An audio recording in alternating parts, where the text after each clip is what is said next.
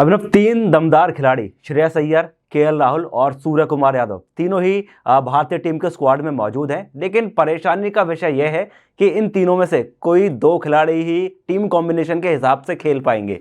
तो आपके हिसाब से वो दो खिलाड़ी कौन से होंगे जो कि प्लेइंग 11 में कल के मुकाबले में खेलने चाहिए? जी, मेरे हिसाब से तो कोई दो राय नहीं होनी चाहिए और श्रेयस अय्यर और सूर्य कुमार यादव को जगह मिलनी चाहिए और केएल राहुल को टीम से बाहर रखना चाहिए। जिस हिसाब से उनका प्रदर्शन रहा है हाल ही में, या मैं तो बल्कि कहूँगा कि जब से उन्होंने वापसी की है एक बहुत ही बेहतरीन आईपीएल के बाद, वो बिल्कुल भी बढ़िया तौर से नहीं जमे हैं, चाहे वो T20 आया हुआ कोई सा भी फॉर्मेट हो। और हालांकि अगर हम वहीं देखें श्रेयस अय्यर, तो उन्होंने पिछले साल वो इंडिया के सबसे हाईएस्ट रन गेटर थे ऑल फॉर्मेट्स में। और सूर्य कुमार यादव को तो खैर किसी परिचय की जरूरत ही नहीं है, उन्होंने अभी हाल ही में शतक लगाया है। हालांकि उनका ओडीआई परफॉर्मेंस उतना बेहतरीन नहीं रहा है जितना T20 है, पर मैं ये जरूर कहूँगा कि वो फिलहाल केएल राहुल से काफ़ी आगे हैं टीम में अपनी जगह बनाने के लिए। तो इसलिए मैं श्रेयस अय्यर और सूर्य कुमार यादव को टीम में देखना चाहूँगा। आपने केएल राहुल की बात करी कि उनका फॉर्म जो है वो इतना अच्छा नहीं रहा है, निराशाजनक परफॉर्मेंस उन्होंने अब तक दिया है, चाहे वो T20 फॉर्मेट की बात करें चाहे टेस्ट क्रिकेट की बात करें। लेकिन आपको बता दूं कि वनडे क्रिकेट ही एक ऐसा फॉर्मेट है और खासकर मिडिल ऑर्डर में उनका बल्ला जो है वो जमकर बोला है।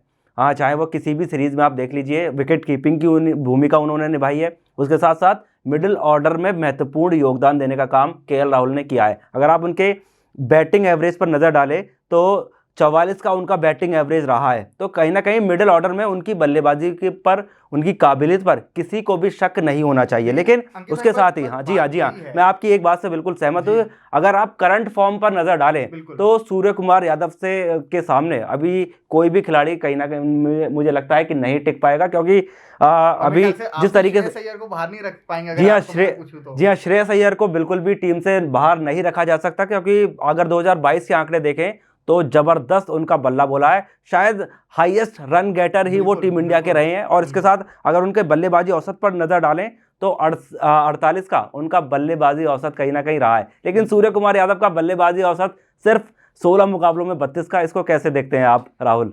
देखिए अंकित, मैं अगर आप लोगों ने बात की टीम कॉम्बिनेशन तीनों खिलाड़ियों में से किसको होना चाहिए, तो कहीं ना कहीं ये डिपेंड करता है कि बाकी खिलाड़ी कौन से खेल रहे हैं। जैसा कि मैंने ओडीआई स्क्वाड में जो सलामी जोड़ी के तौर पर शुभमन गिल को चुना था, तो आपको केएल राहुल टीम से नहीं हटा सकते, क्योंकि आपको एक विकेट कीपर चाहिए। हालांकि अगर ईशान किशन खेलते हैं तो कहीं ना कहीं केएल राहुल को बाहर करने पर विचार किया जा सकता है। और मेरे ख्याल से भी अगर बात की जाए तो सूर्य कुमार यादव और श्रेयस अय्यर खेलेंगे, क्योंकि ईशान किशन जाते हैं, उन्हीं के अधिक चांसेस अब मेरे को नजर आ रहे हैं। आप लोगों की बात भी मैंने सुनी, जिस हिसाब से उनके आंकड़ों पर हमने चर्चा की, तो कहीं ना कहीं सूर्य कुमार यादव, श्रेयस अय्यर अंदर और केएल राहुल को इंतजार करना पड़ेगा।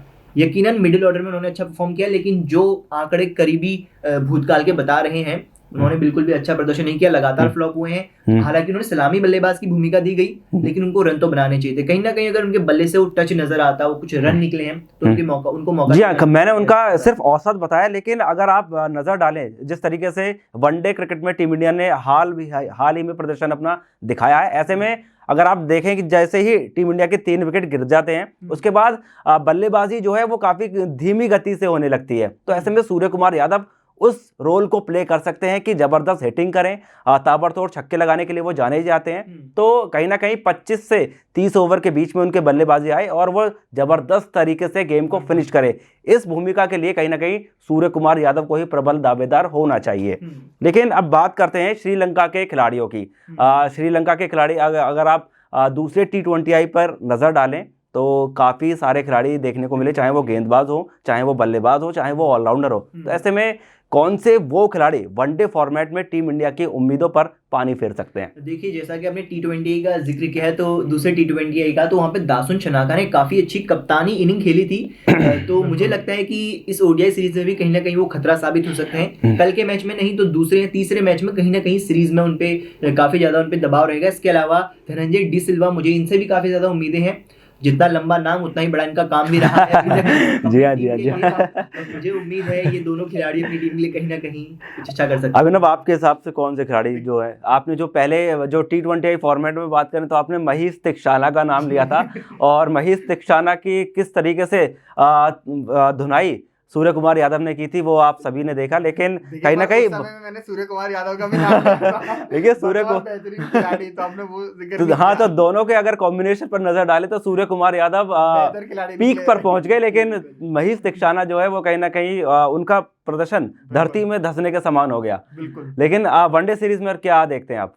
जी, इसी वजह से अब वो मेरे लिस्ट में नहीं है। पर मैं दो नाम से सहमति रखूंगा राहुल के साथ कि एक तो धनंजय दे सिल्वा, हाँ। बहुत ही बेहतरीन बल्लेबाज हैं वो, और मेरे को लगता है कि इस सीरीज में वो काफी, क्योंकि एक समय मिलेगा उनको सेटल डाउन होने के लिए और अपने शॉट्स खेलने के लिए, तो वो बेहतरीन बल्लेबाजी करेंगे। और ऊपर से स्किपर शनाका तो है ही हैं जो अच्छे फॉर्म में भी हैं। जो एक और नाम मैं लेना चाहूंगा यहाँ पे वो है दिलशान मधुशंका। जी हाँ, जी उन्होंने हाँ। मेरे को इस T20 सीरीज में बहुत ही ज्यादा इंप्रेस किया है अपनी गेंदबाजी के साथ, जिस तरीके से वो बॉल स्विंग भी करवा रहे थे। वो कोई इमरान मलिक की तरह 150 या वो नहीं डालते हैं, हाँ वो 135-40 तक पहुंचते हैं जरूर हैं, पर जिस तरीके से वो डिफिकल्टीज प्रोड्यूस कर रहे थे इंडियन बैट्समैन के लिए, बहुत ही बढ़िया था देखने के लिए। तो मेरे ख्याल से उनसे बच के रहना। जी हाँ, जी हाँ, मैं आपके दोनों ही विकल्प से बिल्कुल सहमत हूँ। कहीं ना कहीं दसुन शनाका और जिस गेंदबाज का आपने नाम लिया, ये दोनों ही खिलाड़ी कहीं ना कहीं प्रभावित जो है श्रीलंका की तरफ से करते हुए नजर आ सकते हैं। लेकिन बात करते हैं टीम इंडिया की कप्तानी की।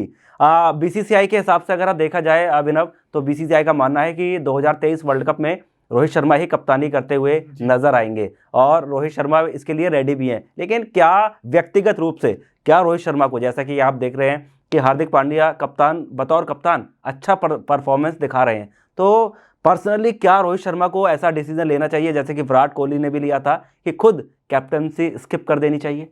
जी हाँ, मैं तो इस चीज़ का बहुत पहले से, लाइक हमारे जितने भी अगर ऑडियंस भी पीछे के शोज जाके देखेंगे तो मैंने हमेशा से इस चीज़ पे बोला है कि रोहित शर्मा को कप्तानी छोड़ देनी चाहिए, क्योंकि इससे बढ़िया टाइम नहीं होगा हार्दिक पांड्या को कैप्टन बनाने के लिए जहाँ पे उन पर कोई प्रेशर नहीं होगा। और ऊपर से मेरे ख्याल से अगर रोहित शर्मा कप्तानी छोड़ेंगे तो शायद से वो अपना करियर भी और थोड़ा और लंबा कर सकते हैं। जी हाँ, जी हाँ। अगर वो सिर्फ अपनी बल्लेबाजी पे फोकस करें, जैसे आपने कहा विराट कोहली ने वो चीज़ की, तो रोहित शर्मा अगर कप्तानी छोड़ेंगे बल्लेबाजी पे फोकस करेंगे तो मेरे ख्याल से और बेहतरीन प्रदर्शन दे सकते हैं और टीम में बने रहेंगे। जी हाँ, जी हाँ। और ऊपर से एक और चीज़ जो देखने वाली है वो है कि हाल फिलहाल में आज ही मेरे ख्याल में अजय जडेजा, उन्होंने भी यही कहा था कि जिस तरीके से MS धोनी ने सही समय आके, ना ही उनको किसी बोर्ड मेंबर ने ना ही किसी टीम मैनेजमेंट ने कहा था कि आप कप्तानी छोड़ें, उन्होंने विराट कोहली को पास ऑन किया था कि उनको पता था कि ये सही समय है। इसी तरीके से मेरे ख्याल से रोहित शर्मा को भी ये सेम चीज़ करनी चाहिए और हार्दिक पांड्या को कप्तान बना देना चाहिए। हाँ राहुल, आप क्या सोचते हैं इस विषय को लेकर? देखिए, अगर मेरी पर्सनल राय अगर आप जानना चाहें तो मेरे ख्याल से शिखर धवन को ODI टीम का कैप्टन होना चाहिए टीम इंडिया का, क्योंकि जो उनका कप्तानी का नजरिया, जिस युवा टीम के साथ उन्होंने वो प्रदर्शन किया है, यकीनन काबिलियत तारीफ है वो। लेकिन रोहित शर्मा की हम बात करें फिलहाल, तो रोहित शर्मा को कप्तानी के साथ साथ मेरे ख्याल से अब टीम से भी संन्यास लेने का समय आ चुका है। लगभग 35 साल के वो हो चुके हैं। अगर हम बांग्लादेश के खिलाफ उनके दूसरे वनडे की पारी को छोड़ दें तो उनके बल्ले से कुछ ज्यादा अभी तक प्रदर्शन नहीं निकला है। तो अगर मेरे ख्याल से कप्तानी छोड़ दें तो टीम से ड्रॉप होने की काफी ज्यादा संभावना है, जैसा कि हमने देखा इतिहास में ऐसा तो हुआ नहीं, क्योंकि भारतीय दिग्गजों को जो है लगातार सम्मान के तौर पर टीम में रखा जाता है, लेकिन कहीं ना कहीं उनको टीम से ड्रॉप करने की संभावना लगातार बनी रहेगी। इसके अलावा अगर बात करें परफॉर्मेंस की, तो रोहित शर्मा ने वनडे टीम के तो उतनी अच्छी नहीं करी है, लेकिन T20 में उनका रिकॉर्ड काफी अच्छा रहा है, IPL में भी कप्तानी का अच्छा है।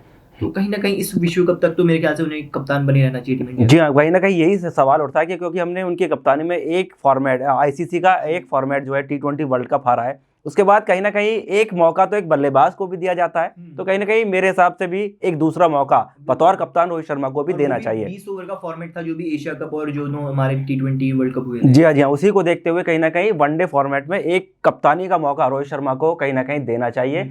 फिलहाल के लिए इस शो में हम आपसे विदा लेना चाहेंगे। हम आपके लिए ऐसे तमाम शो लाते रहेंगे। फिलहाल के लिए धन्यवाद।